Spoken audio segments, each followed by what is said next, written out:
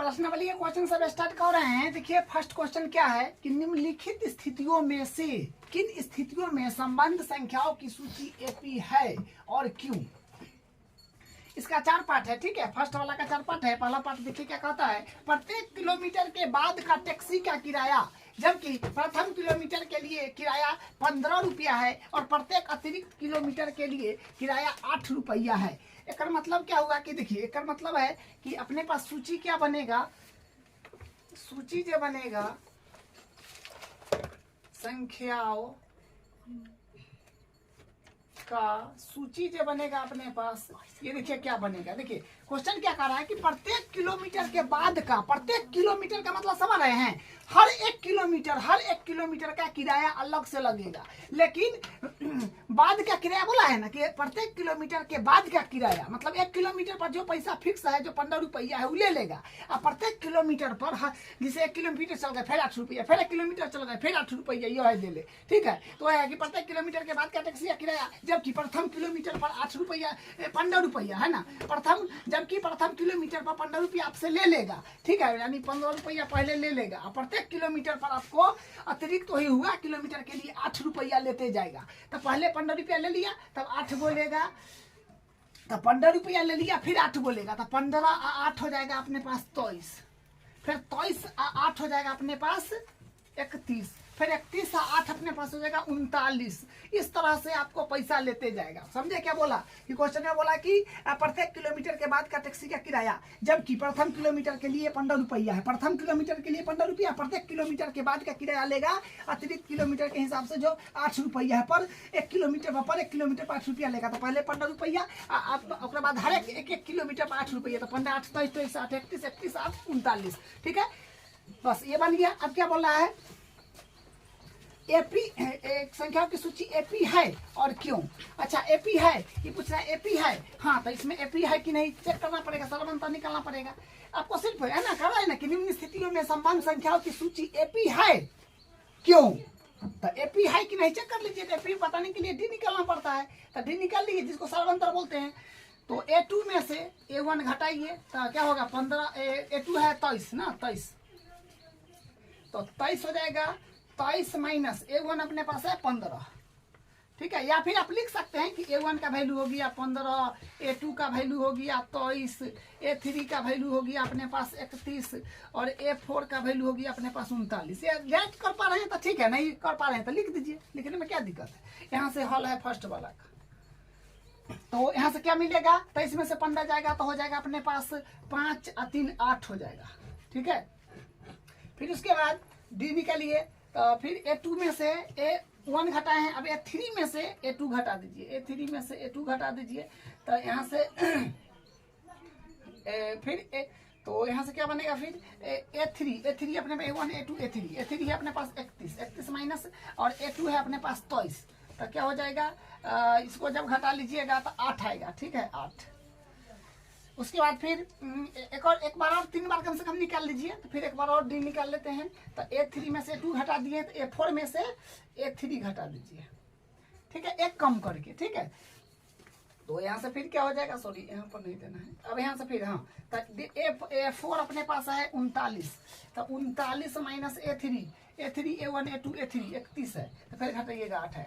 हम क्या कर रहे हैं, देखिए हमको क्या मिला कि सार्व अंतर सबका समान मिला। सार्व अंतर जो है क्या है, डी का वैल्यू जो सार्व अंतर होता है सब क्या है, बराबर है। तो हम क्या कहें, चूंकि सार्व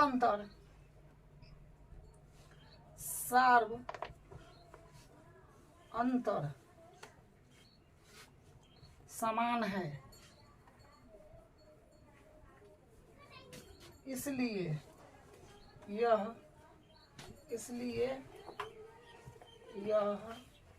सूची एक एपी बनाती है।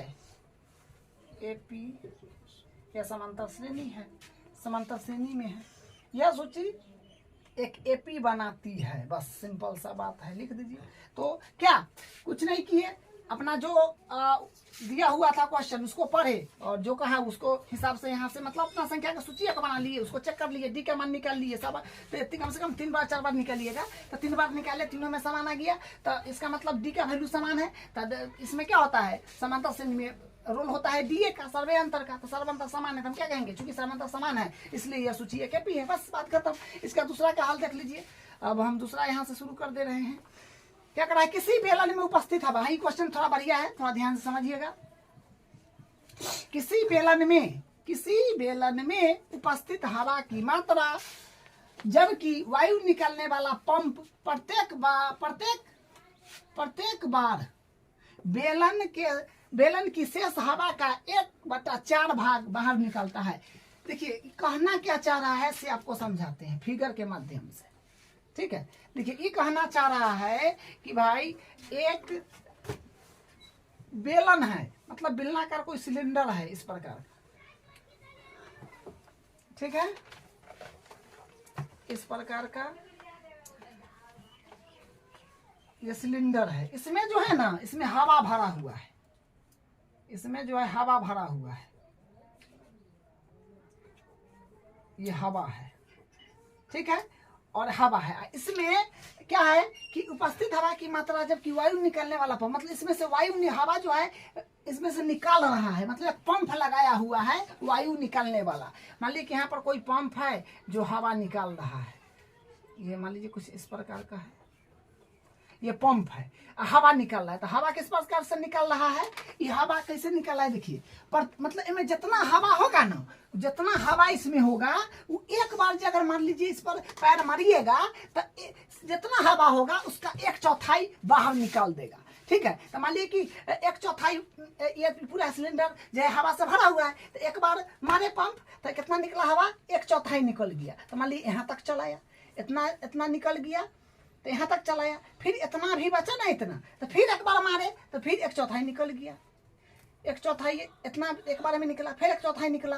इसी तरह से 1/4 फिर दोबारा मारे तो इतना पर चलाया, इतना फिर निकल गया, फिर मारिएगा, फिर इतना करते करते निकलेगा। मतलब जितना हवा इसमें रहेगा ना मौजूद, उस हवा का प्रत्येक बार 1/4 निकल जाएगा जितना बार पंप मारिएगा, ठीक है। तो अपने को ये बात को तो पता करना होगा ना कि इस बेलन में हवा कितना है। ये तो दिया नहीं है कि बेलन में कितना हवा है, तो हम लोग मान लेंगे, ठीक है। देखिए हाँ, ये क्वेश्चन को भारी भी बना करके हल कर सकते हैं, मतलब थोड़ा लंबा मेथड से भी कर सकते हैं और थोड़ा शॉर्ट मेथड से भी कर सकते हैं, लेकिन दोनों मेथड आपका परफेक्ट है, ठीक है। तो हम शॉर्ट वाला से कर देते हैं ताकि आपको ज़्यादा उतना दिमाग ना लगाना पड़े, ठीक है, क्योंकि कटने पिटने वाला क्वेश्चन है ये। तो हम लोग मान लेते हैं कि सिलेंडर में उपस्थित हवा, देखिए कोई भी चीज किसी चीज में डाला जाता है, हवा, पानी, दूध, तेल, तो सबको लीटर में या मिलीलीटर में मापते हैं, ठीक है। तो उसी तरह से मान लेंगे, तो यहाँ पे लिखेंगे माना बेलन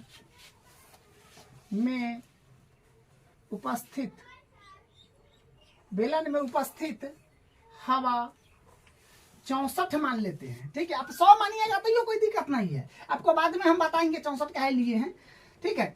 तो 100 भी मानिएगा कोई दिक्कत नहीं, x भी मानिएगा तो ये कोई दिक्कत नहीं, उससे कैलकुलेशन थोड़ा लंबा निकल जाता है। 64 इसलिए माने हैं कि वो कट जाएगा वैल्यू, 1/4 से 2-3 बार कम से कम एपी है कि नहीं चेक करने के लिए तो कम से कम 3-4 को पद तो निकलना पड़ेगा ना, जैसे 1 2 3 4 को यहाँ पर पद है, 3-4 को निकलना पड़ेगा। तो कटने पिटने में थोड़ा भारी भरकम हो जाएगा, तो कटने पिटने में भारी भरकम हो जाएगा तो फिर समय ज्यादा लग जाएगा, ठीक है। तो इसलिए हम 64 मान रहे हैं। तो माना बेलन में उपस्थित हवा 64 mm है, हम ये मान लिए कि माना बेलन में उपस्थित हवा 64 mm है। अब बात समझिए, 64 mm में हवा है तो प्रत्येक बार में तो हवा निकालने वाला पंप पूरे हवा का 1/4 तो बाहर निकाल दे रहा है। तो यहाँ पर हम क्या लिखेंगे, बाहर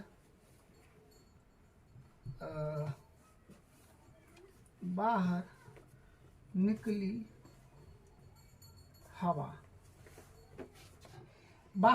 हवा, तो क्या हो जाएगा, इसमें हवा है पूरा कितना 64 mm है, तो 64 है तो 64 का 1/4 निकल जाएगा बाहर, इसमें 1/4 हटा दीजिए, तो 1/4 से गुना करिएगा तो ये कट जाएगा, तो हो जाएगा 16 चौका 64, यानी 16 mm हवा बाहर निकल गया, ठीक है। तो अब शेष हवा कितना बचा, शेष बचे हवा, शेष बचे हवा। तो शेष हवा कितना बचा? 64 था पहले से, तो 16 बाहर निकल गया। तो कितना इसमें बच गया? इसमें बच गया अपने पास 48, हाँ 48 बच गया, 48 mm। तो अब एक बार पंप मारे तो जितना हवा था उसका 1/4 बाहर निकल गया, तो अब कितना बचा? 48। ठीक है, तब फिर एक बार पंप मारिएगा तो 48 का फिर 1/4 बाहर निकल जाएगा क्या? तो फिर लिखिए अब फिर बाहर निकली, फिर बाहर निकली हवा। तो फिर क्या होगा? 48 का 1/4 निकलेगा ना बाहर, 48 का तो फिर 1/4 बाहर निकल जाएगा। जितना हवा बचेगा उसके 1/4 बाहर निकलेगा। बोला है ना कि शेष हवा का 1/4 बाहर निकल जाता है। तो फिर यहाँ से निकलेगा तो कितना निकल जाएगा? 48 का 1/4 निकलने के बाद तो यहाँ से बचे बन जाएगा आपके पास 12 चौक 48 होता है ना, तो 12 mm। चलिए, तो 12 mm हवा बाहर निकली। तब शेष हवा कितना बचा? शेष हवा या फिर लिखिए शेष बचे हवा, तो शेष बचे हवा क्या हो जाएगा? पहले था 48, तो 48 में से ना 12 बाहर निकला है, तो कितना हो गया? तो ये हो जाएगा 36। हाँ 36 में हमारा है, ठीक है, 36 हो जाएगा। तो फिर अब 36 बचा, तो फिर इस बार फिर एक बार पंप मारिएगा तो फिर 36 का 1/4 बाहर निकल जाएगा। तो फिर क्या हो जाएगा? अब क्या होगा? फिर बाहर निकली हवा का 1/4 बराबर, सब में आप 1/4 लगा दीजिएगा तो कोई दिक्कत नहीं, लगा भी सकते हैं। तो फिर बाहर निकली हवा के 1/4 क्या होगा? 36 का, क्योंकि 36 का फिर 1/4 बाहर निकल जाएगा। तो 36 का 1/4 बाहर निकलेगा, ठीक है, 9 चौक 36 मतलब 9 mm हवा तो फिर बाहर निकल गया। तो बचा कितना? अब शेष बचे हवा, तो शेष बचे हवा, तो शेष बचे हवा कितना? 36 था ना, पंप हमारे तो 1/4 बाहर निकलने के बाद 9 बाहर चल गया, तो 36 में से 9 कम जाएगा। 36 - 9 36 - 9 तो घटाइएगा तो आएगा 16 में से 9 गया 7 और ये हो गया 2, 27 आ रहा है, 27 mm। तो हम क्या वैल्यू अभी तक निकाले हैं? 1 2 3 गो निकाले हैं, बस 3 गो में काम बन जाएगा। छोड़िए, वैसे चेक करने की ज्यादा आवश्यकता नहीं है। तो अब यहाँ से आप देख लीजिए अपने पास सूची क्या आया? संख्याओं का सूची आया, संख्याओं की सूची अपने पास क्या बना? तो 12 नहीं, सॉरी, ये है शेष हवा जहाँ है यहाँ पर है, तो ये होगी आपका 48। पहले तो था 64 ना, हम लोग 64 माने थे, तो 64 का मान, उसके बाद शेष कितना हवा बचा? 64 में से 1/4 निकलने के बाद 48, फिर 1/4 निकला, तो शेष बचे हवा जो है अपने पास 36, फिर उसके बाद 36, फिर उसके बाद शेष बचे हवा, तो यह 27। इस प्रकार से अपना निकलते गया। अब तक ये बोला है कि सूची एपी है, देखिए एपी है कि नहीं, इसमें आप सर्वंतर चेक करिएगा तो पता चल जाएगा एपी है कि नहीं। बस आपको इतना ही बताना है कि एपी है कि नहीं, बस सर्वंतर बराबर होगा तो एपी होगा, सर्वंतर बराबर नहीं होगा एपी नहीं होगा। तो हम लोग यहाँ से डी निकालेंगे, तो डी निकालने के लिए क्या करते हैं? A2 में से A1 घटाते हैं, तो A2 अपने पास A1 A2 है 48 और A1 है 64, घटाइएगा तो बनेगा 14 में से 8 गया 6, आई हो जाएगा 5 में 4 गया 1, 16 आ रहा है। ठीक है, कम से कम 2-3 बार चेक करिए। तो डी बराबर फिर निकालिएगा, तो A2 में से A1 घटा, तब A3 में से A2 घटा लीजिए, तो A3 - A2, तो A3 अपने पास A1 A2 A3 36 में से घटाना पड़ेगा 48, तो यहाँ पर क्या आएगा? 8 में से 6 गया तो 2 और 1 12 आ रहा है। देखिए यहीं पर गड़बड़ा गया, और एक भी पद जैसे यहाँ पर 16 यहाँ 12 है, बाद में अगर दोनों अलग आ गया तो आगे चेक नहीं करना है। यहाँ पर बोल दिया कि सर्वंतर समान नहीं है, इसलिए यह सूची एपी नहीं बनाती है। ठीक है, क्या लिखेंगे? चूंकि सार्वअंतर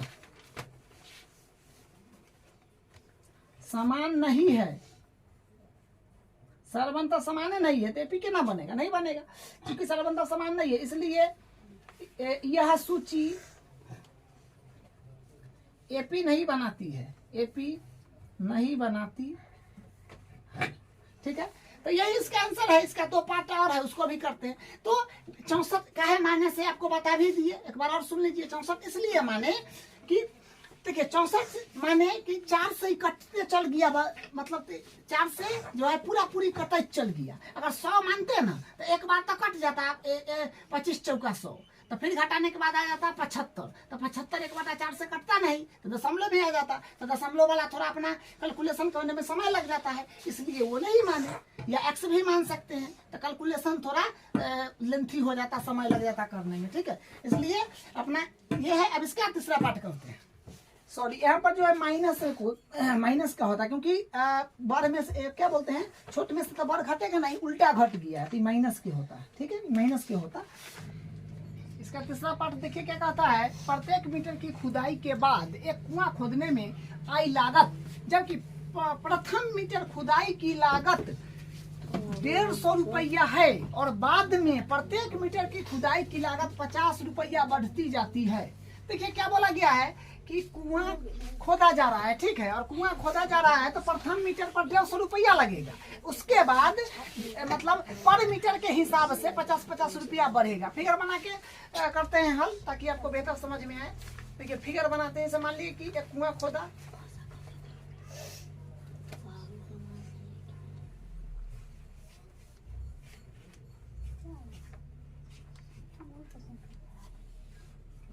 तो इसको बोला है ना कि प्रत्येक मीटर की खुदाई के बाद एक कुआं खोदने में आई लागत, जबकि प्रथम मीटर खुदाई की लागत 150 रुपया, मतलब 1 मीटर कुआं खोदा है, यहाँ से यहाँ तक मान लीजिए कि 1 मीटर है, तो क्या रुपया लगा 150, और उसके बाद हर एक पर मीटर पर 50-50 रुपया बढ़ते जाएगा। तो मतलब फिर यहाँ से कुआं फिर वो खोदाएगा, 1 मीटर के फिर खोदा जाएगा, 1 मीटर के फिर खोदा गया यहाँ से यहाँ तक, तो 50 रुपया बढ़ जाएगा क्योंकि 150 था, 50 को बढ़ा के अब देना है, तो 200 हो जाएगा कि नहीं बताइए। 200 रुपया हो जाएगा, यहाँ 150, यहाँ 200। फिर उसके बाद खोदा मान लीजिए, फिर यहाँ से जो है 1 मीटर फिर खोदा, मतलब ये खोदा ही जा रहा है, अब कहाँ तक खोदेगा वो अपने को पता थोड़ी है। तो 1 मीटर फिर यहाँ से यहाँ तक मान लीजिए खोद दिया, तो क्या हुआ 50-50 रुपया तो बढ़ते जा रहा है पर मीटर पर। पहला में 150 रुपया, उसके बाद हर एक मीटर पर 50 रुपया, तो 50 को 150 था, अब 1 मीटर फिर खोदा तो 50 रुपया था, 150 में 50 जुड़े तो क्या हुआ 200। फिर 50 को 1 मीटर और खोद दिया तो फिर 50 को बढ़ गया, तो 200 है तब हो गया 250, क्या 250। फिर एक बार और खोद देगा, इसे मान लीजिए फिर एक बार और खोद दिया, मान लीजिए 1 मीटर फिर यहाँ से लेकर के यहाँ तक फिर 1 मीटर खोद दिया, अभी 250 था, अब 300 देना पड़ेगा, तो जाहिर सी बात है क्या। तो इस तरह से एक पैटर्न में चल रहा है अपना जो है ये सीरीज, ठीक है। तो हम यहाँ से संख्या की सूची क्या नहीं बना सकते हैं, आराम से बना सकते हैं 150, 200, 250, 300, क्या। तो यहाँ पर लिखेंगे संख्या की सूची क्या होगी अपने पास, संख्याओं की सूची, सूची। देखिए ये तीसरा का हल है, ठीक है। संख्याओं की सूची अपने पास क्या बन गया, तो ये बन गया 150, 200, 250, 300, इस प्रकार से अपना बढ़ते जा रहा है, क्या। अब चेक तो सब में वही ना करना है, पहला का 4 पार्ट है तो सब में तो वही चेक करना है कि संख्याओं की सूची एपी है और क्यों, सूची एपी है कि नहीं। तो देखिए एपी है कि नहीं, तो आपको सरबंता से पता चलेगा। डी निकालिए, यहाँ से डी निकालेंगे, क्या होगा A2 में से A1 घटा देंगे, तो अपने पास क्या है A2 क्या है A1, A2, A3, A4। पहले वाला पद को A1, दूसरे वाला को A2, तीसरे वाला को A3, चौथे वाला को A4। तो A2 क्या हुआ 200, तो 200 में से A1 जो है अपना 150 तो जाएगा, तो कितना हो गया यहाँ पर 50 मिलेगा, ठीक है। उसके बाद फिर D बराबर A2 में से 1 घटा है, तब A3 में से A2 घटा दीजिए, तो डी बराबर क्या A3 A1 A2 A3 ये है 250 माइनस A2 कितना है 200 तो 200 तो कितना आएगा 50। देखिए तो आप नजर से मतलब दिमाग में कैलकुलेट करके पता कर सकते हैं कि AP है कि नहीं। क्या कितना सिंपल है। एक बार और चेक कर लेते हैं, फिर डी निकाल लेते हैं एक बार और। तो A4 में से A3 हटा दीजिए, A4 में से A3 फिर हटाएंगे तो क्या हो जाएगा A4 A1 A2 A3 A4 अपने पास 300 है तो 300 में से फिर A3 जो है 250 तो 250 हटाइएगा तो बस जाहिर सी बात है 50 आएगा। 300 में से 250 गया 50। ठीक है तो क्या हुआ 50 रुपया के बढ़ोतरी हो रहा है। तो यहाँ से क्या है सारबंतर समान है तो सारबंतर समान है तो क्या है सारबंतर समान है तो ये क्या हुआ समांतर श्रेणी यहाँ से लिख देंगे चूंकि सारबंतर समान है अंतर समान है इसलिए यह सूची AP बनाती है। बस सिंपल काम करना था, हो गया। ठीक है सारबंतर समान है सीधा कह दिए कि यह सूची AP बनाती है। ठीक है तो AP बनाती है तो हाँ क्योंकि बोला क्यों क्योंकि सारबंतर समान है। क्यों पूछा था उसको इनका मतलब ही नहीं हुआ कि सारबंतर समान है इसलिए AP बनाता है। चलिए अब इसका दूसरा पार्ट देख लीजिए चौथा का पहला का चौथा पार्ट जो लास्ट है। तो यहाँ से चौथा का हल कर रहे हैं। देखिए क्या कह रहा है इसमें फिर क्या बोला है हाँ खाते में प्रत्येक वर्ष का मिश्रित धन जबकि मतलब मिश्रित धन आपको बताना है। ठीक है जबकि 10,000 रुपये की राशि 8% वार्षिक की दर से चक्रवृद्धि ब्याज पर जमा की जाती है। चक्रवृद्धि ब्याज पर जमा की जाती है चक्रवृद्धि ब्याज पर जमा की जाती है और आपको निकलना है मिश्रित धन। चक्रवृद्धि ब्याज पर जमा की जाए और मिश्रित धन निकलना हो तो एकदम इसका सिंपल फार्मूला होता है मिश्रित धन बराबर उसको इंग्लिश में बोलते हैं अमाउंट। जो फार्मूला होता है P × 1 + R/100 पर पावर T लिख दीजिए चाहे N लिख दीजिए जो लिखिए। ठीक है तो बोला क्या है खाते में प्रत्येक वर्ष का मिश्रित धन। प्रत्येक वर्ष का मतलब समझ रहे हैं प्रत्येक वर्ष का मिश्रित धन का मतलब पहला साल फिर दूसरा साल फिर तीसरा साल ऐसे कर करके आपको चेक करना पड़ेगा। तो केस पहला ले लेते हैं। केस पहला में ले लेते हैं समय मतलब T एक वर्ष के लिए एक वर्ष पर पहले चला लेते हैं। ठीक है तो ये जानते हैं ना 10,000 रुपया जमा किया है तो मूलधन तो 10,000 है ये बात आप जान रहे हैं 10,000 और दर तो जान रहे हैं आप दर जिसको क्या बोलते हैं कहाँ लिखते हैं यहाँ लिख देते हैं दर को R बोलते हैं रेट जो अपने पास 8 है 8%। ठीक है तो बस यहाँ से फिर कर लीजिए तो क्या हो जाएगा यहाँ से अमाउंट क्या आ जाएगा मिश्रित धन। तो यहाँ से आ जाएगा P जो है अपने पास 10,000 है 1 + R है 8% 8/100 समय अपने पास एक वर्ष के लिए पहले काम कर रहे हैं तो 1। तो यहाँ से फिर क्या बन जाएगा यहाँ से बनेगा अपने पास A तो 10,000 और इसको जब करिएगा ना तो अपने पास आएगा काट पीट अगर करते हैं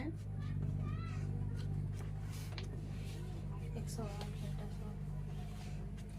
ये आ जाएगा। इसको पूरा कैलकुलेट करिएगा तो 108 यानी 100 का 100 और 100 + 8 तो 108 आएगा। हाँ 108/100। ठीक है तो सिंपल कैलकुलेशन करना है भिन्न का जोड़। तो यहाँ से देखिए ई दूगो जीरो से तो ई दूगो जीरो कट गया तो अपने पास क्या बचा इसको मल्टीप्लाई करिए वही अपना मिश्रित धन हो जाएगा। 108 में 100 से गुना करिएगा तो जीरो वाला गुना तो सिंपल होता है जो 108 है वो लिख दीजिए या दूगो जीरो है से बैठा दीजिए। ठीक है तो यहाँ से मिश्रित धन क्या गया अमाउंट 1.5 सैकड़ा 10,000 मतलब 10,800 इसको मान लीजिए ना A1 मान लीजिए। तो यहाँ से पहला मिश्रित धन ये आ गया। दूसरा साल में कितना आएगा तो फिर यहाँ से केस दूसरा बना लीजिए केस 2 बना लीजिए। तो केस 2 में क्या होता है समय 2 हो जाएगा। बस समय के लिए केस बना रहे हैं अपन। ठीक है बोला है ना कि प्रत्येक वर्ष का मिश्रित धन पहला बार दूसरा बार तीसरा बार बस कम से कम 3 बार तक चेक कर लीजिए 4 बार बस। क्योंकि अपने पास AP बताना मतलब अपने को AP बताना है कि AP है कि नहीं। तो कम से कम 3 बार 4 बार चेक कर लीजिए सारबंतर समान होगा तो कहेंगे AP है ना था नहीं है। तो यहाँ पर केस 2 में समय को यहाँ पर फिर T बराबर टी जो होता है अपने पास आप 2 ले लीजिए, क्योंकि समय 2 वर्ष पर अब हम लोग काम कर रहे हैं, 2 वर्ष। चलिए, तो फिर मिश्रित धन का फॉर्मूला यहाँ पर A2 मान लेते हैं, ठीक है। तो A2 बराबर क्या हो जाएगा, फॉर्मूला पे यहाँ लिखा हुआ है P इंटू 1 प्लस R बट्टा 100 पावर T, ठीक है। मतलब उस पर समय होता है, या n भी दे सकते हैं, गलती नहीं होगा, n भी दे सकते हैं, ठीक है, बराबर। हाँ, P है अपने पास, P अपने पास 10,000 वहां पर लिखा हुआ है सब, ठीक है। P अपने पास 10,000, तो 10,000 1 प्लस R मतलब दर जो है अपने पास 8% यहाँ पर लिखे हैं, 8 और 500 है तो 100, समय अभी 2 साल के लिए चलाएंगे तो 2। अब यहाँ से फिर क्या बनेगा, A2 बराबर, हाँ इसको फिर करना पड़ेगा, तो क्या आएगा, तो 1,000 ना, 1,000 नहीं है भाई, 10,000 है, 10,000 यहाँ पर 1,000 में 1 से मतलब सबको मल्टीप्लाई करिएगा तो 108 बटा 100 आएगा, 108 बटा 100 आएगा, मगर स्क्वायर है, क्योंकि समय 2 साल के लिए है तो पावर में तो स्क्वायर के काम करेगा। तो यहाँ से फिर क्या बनेगा, A2 बराबर 10,000 है तो 10,000 एबीटी, इसको 2 बार खोल कर लिख दीजिए, बस बेसी झंझट नहीं कीजिए। तो 108 बट्टा 100 गुने 108 बट्टा 100, मतलब स्क्वायर है तो 2 बार लिखते हैं, जैसे क्या करते हैं, 2 के स्क्वायर है तो 5 पर स्क्वायर है तो 5 गुने 5, अगर 6 का स्क्वायर है तो 6 गुने 6 के ना करते, बस वही है, स्क्वायर था 2 बार खोल दिए, 2 को 0 से ही 2 को 0 कट गया, फिर 2 को 0 से ही 2 को 0 कट गया। आपको कुछ नहीं करना है, 108 में 108 से गुना करके बोलिए क्या रहा है। तो A2 मतलब दूसरा मिश्रित धन, दूसरे साल के अंत में मिश्रित धन अपने पास 108 में 108 से गुना करिएगा, वही हो जाएगा। 108 में 108 से अगर हम लोग गुना करें, 8 64 8 0 0 0 8 0 1 4 6 6 1 1 11 6 से 64, 11 6 से 64 आ रहा है, इतना रुपया दूसरा साल के अंत में हो जाएगा उसका, ठीक है। अब तीसरा एक और निकाल लेते हैं, ठीक है, एक और चेक कर लेते हैं। तो केस 3 बना लीजिए, केस 3 में समय हो जाएगा, समय T जो हो जाएगा अपने पास 3 वर्ष के लिए, क्या समय के लिए तो केस बना रहे हैं। अब फिर क्या है, फार्मूला आप लगा दीजिए, फिर वही फार्मूला जो अपने पास A1 A2 A3 से मान लीजिए, इसको तीसरा मिश्रित धन मान लीजिए, तो यहाँ से हो जाएगा P इंटू 1 प्लस R बट्टा 100 पावर T जो समय होता है। तो यहाँ से फिर क्या होगा, A3 बराबर P है अपने पास, वही सब वही है, ठीक है, 10,000, तो 10,000 1 प्लस R जो 8%, 8 अपॉन 100 समय है सर, समय अभी 3 वर्ष पर गए हैं तो 3।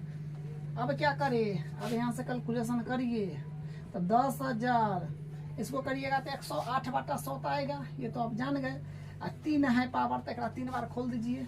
तो A3 बराबर 10,000 गुने 108 बटा 100 गुने 108 बटा 100 गुने 108 बटा 100, बस।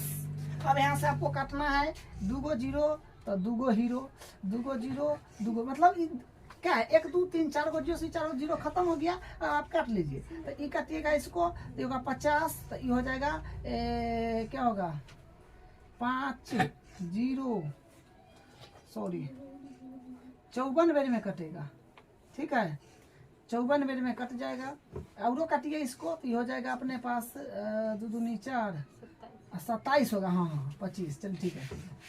अब नहीं कटेगा, आप इसको गुना करिए और भाग दीजिए, इतना में इतना से गुना की करिए, 108 में 108 से भी किए हैं, जो आया है कितना 11 6 6 4, और में 27 से गुना कर दीजिए और 25 से भाग दे दीजिए।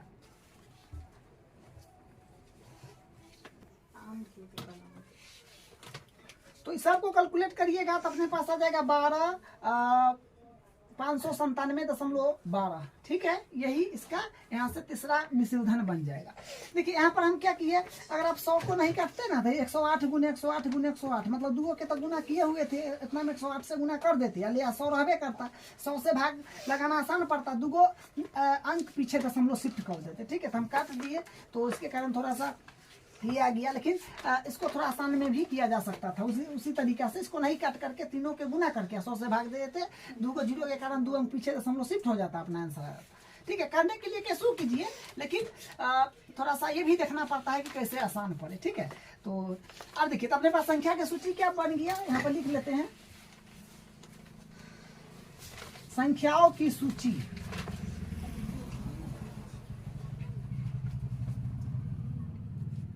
देखिए, संख्याओं की सूची अपने पास बन गया। पहला मिश्र धन है 10 800, दूसरा मिश्र धन है अपने पास 11 664, 11 664, तीसरा मिश्र धन अपने पास ये है 12 5 9 7.12। उसी प्रकार ही चलते रहेगा, समझ गए, डॉट डॉट डॉट डॉट चलते रहेगा। हम तीन गो मिश्र धन निकाले हैं 3 वर्ष तक। ठीक है, तो इसका इतना आया है, पहला का इतना, दूसरा इतना, तीसरा इतना। हमको तो एपी चेक करना है, तो इसी इतना ही में पता चल जाएगा अपने को। ठीक है, तो यहाँ से सरबंतर निकलिए, मतलब डी। तो A2 में से A1 घटाइए, तो A2 है अपने पास 11 6 6 4 माइनस 10 800, घटाइएगा तो कितना आएगा, ये कितना आ रहा है। फिर उसके बाद इसको घटाइएगा, फिर A3 में से A2 घटाइएगा, तो यानी 12 500 12 500 12 597 12 597। ठीक है, 12 597 माइनस 0.12 12 597.12 में से माइनस करिएगा A2 है 11 6 6 4। दोनों के इसको घटाइएगा तो कितना मिलेगा, यहाँ पर दोनों को घटा के लिख दिए हैं। इसका आया है 864 और इसका आया है 933.12। तो देखिए, दुइयों को हमें पता चल गया कि दोनों का अंतर अलग अलग आ गया, तो अगला चेक करने की आवश्यकता नहीं है। तो लिख दीजिए, चूंकि सार्व अंतर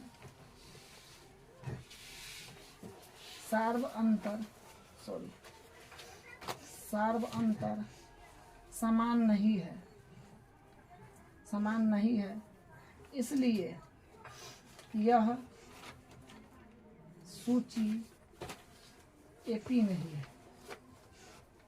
ठीक है, तो बस हम लिख दिए कि सार्वंतर समान नहीं है, इसलिए सूची एपी नहीं है। तो 1 का 4 पार्ट था, ये कंप्लीट हो गया है। अब इसका अगला क्वेश्चन करते हैं।